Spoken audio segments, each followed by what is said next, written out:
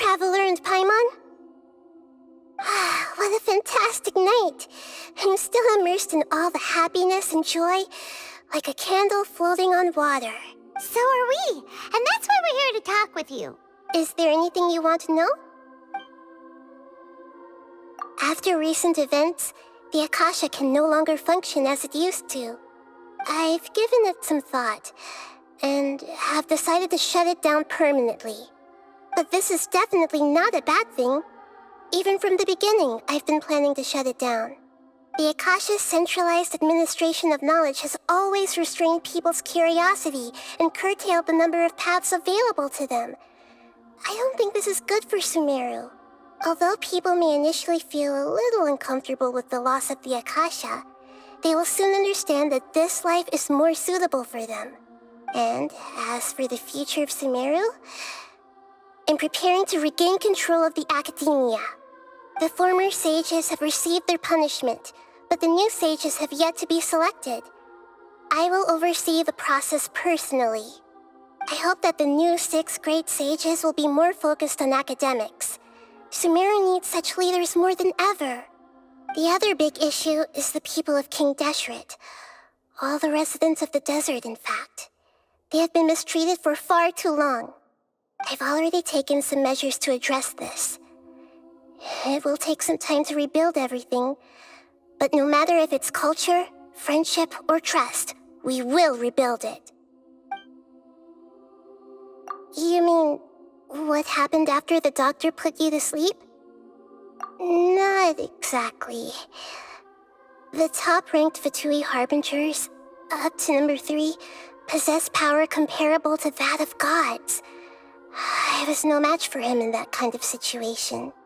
However, in spite of the bad situation, I still managed to make a fair deal with the doctor. I'm sure you remember the entity that changed your fate, the Heavenly Principles.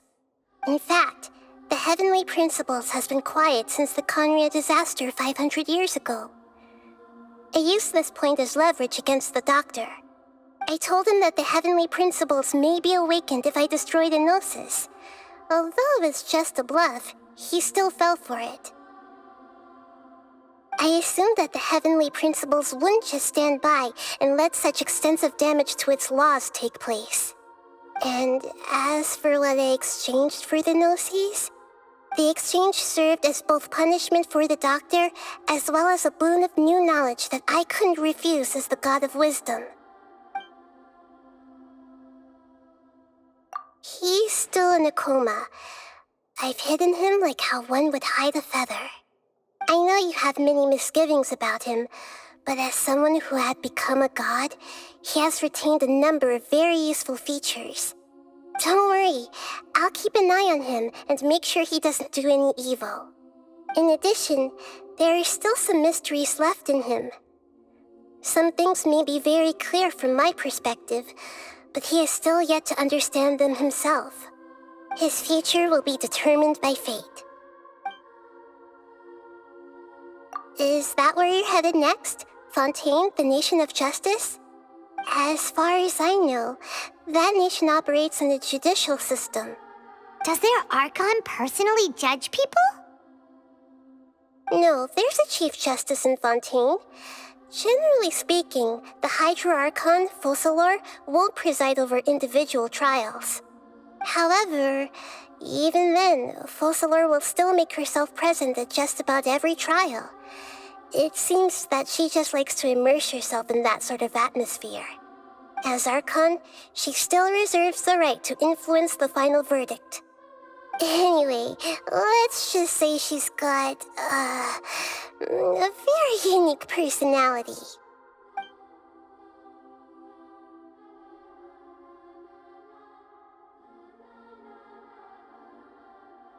Are you sure?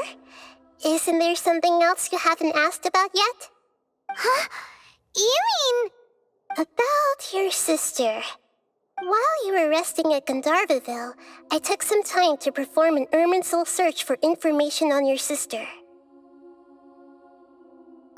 Yeah! Isn't Irminsul a repository for all the information and memories of Tevat? So there shouldn't be anything on him or his sister. This is true in your case. Irminsul indeed does not have any information on you. However, there must be something different about your sister. Because, as it turns out, the world has recorded information on her after all. What? There is only one possible explanation. She belongs to this world.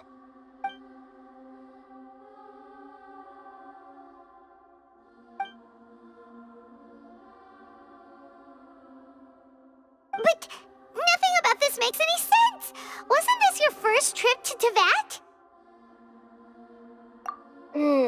According to the records I was able to access, your sibling suddenly appeared in Conria. After the Conria disaster, she began her journey through the 7 nations of Teyvat. But just as her journey was about to reach its conclusion, the Irminsul records on her suddenly become fuzzy. What do you mean, fuzzy? Did something happen to her? All I know for sure is that somebody, for reasons only they can know, is deliberately obfuscating her fate.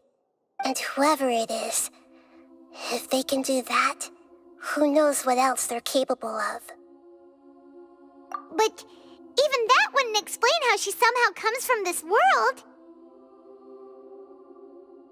Something else I noticed was that according to these records, the Fatui have not classified your sibling as one of the Descenders. What's a Descender? Paimon's never heard of it.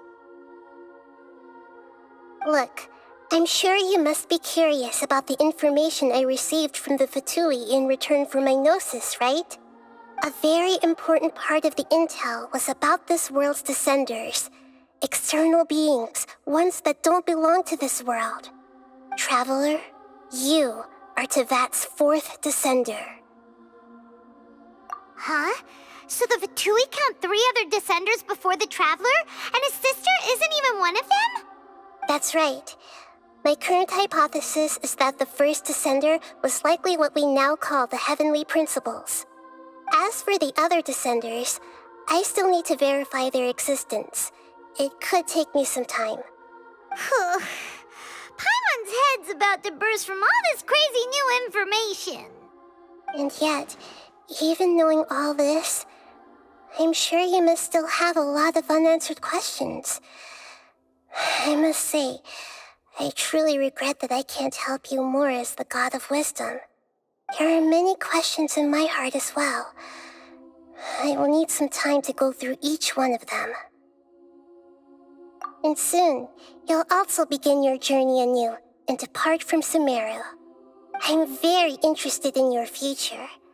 It's a journey that can't be observed or recorded by this world. If fate is the ultimate knowledge, then your future will be the ultimate fate. Paimon's sure glad we got to meet you, Nahida. The pleasure is all mine. I can't thank you enough. Alright, that's enough talk for today. If you ever miss me, just close your eyes, and maybe I'll appear in your dreams.